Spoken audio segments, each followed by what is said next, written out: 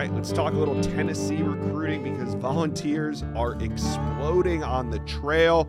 Legend Bay, Darian Albert, TJ White, Jamin Theodore, Zayden Anderson. The list goes on, now up to 16 commitments. Chad, who else are the Vols in good shape for?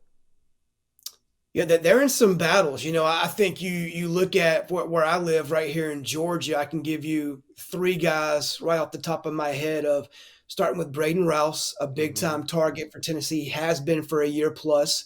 His teammate at Kell High School, Joel Combe, a safety DB who Tennessee's very much involved with.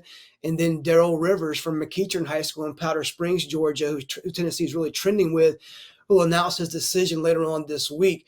All three of these guys are very close to making their decisions. Rivers Mm-hmm. has a date set for July 4th.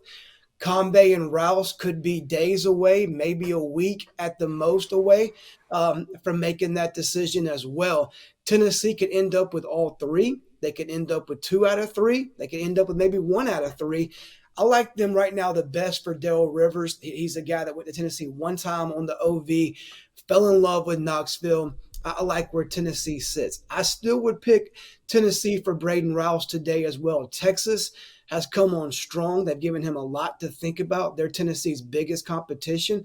There is some optimism in Austin. They can get Braden Rouse away from Tennessee as well. But Tennessee has the deep roots, deep connections here.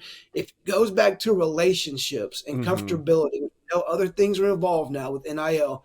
I like Tennessee's spot there, but Texas is definitely one to watch, a serious threat to Tennessee. With Combe, I think South Carolina, this one goes back and forth on my end with different sources every day. Tennessee, South Carolina. Tennessee, South Carolina. Right now it's split down the middle, 50-50. I think he picks an SEC school. Tennessee is definitely in the mix there. When you look in-state, you see Joel Wyatt, who's now pushed his commitment back from July 6th to maybe later on this summer, could be Yeah. potentially during the season. He's had an offer from Oklahoma here recently that intrigues him.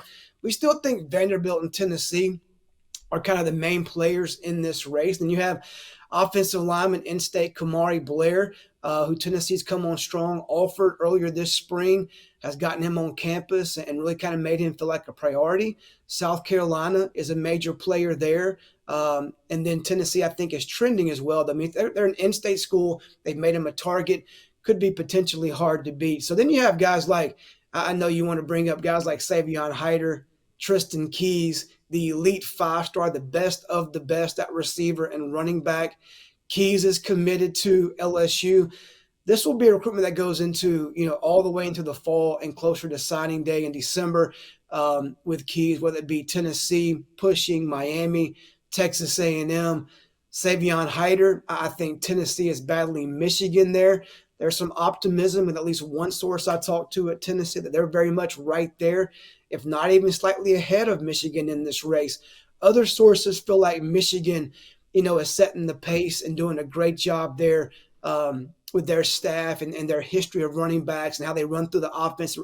Running back runs through the offense there in that scheme at Michigan as well. So Ohio State's involved. I don't think Georgia's much of a player, but there's still a lot of meat on that bone Mm-hmm. at Tennessee, even though, like you mentioned, all those kids have committed here recently to Josh Heupel and the Vols. Yeah, Tennessee on the verge of a top 10 class, currently sitting at number 12 after this flurry of commitments. We'll see how they finish. Tennessee fans, who do you think is the most important target still left on the board? Let us know.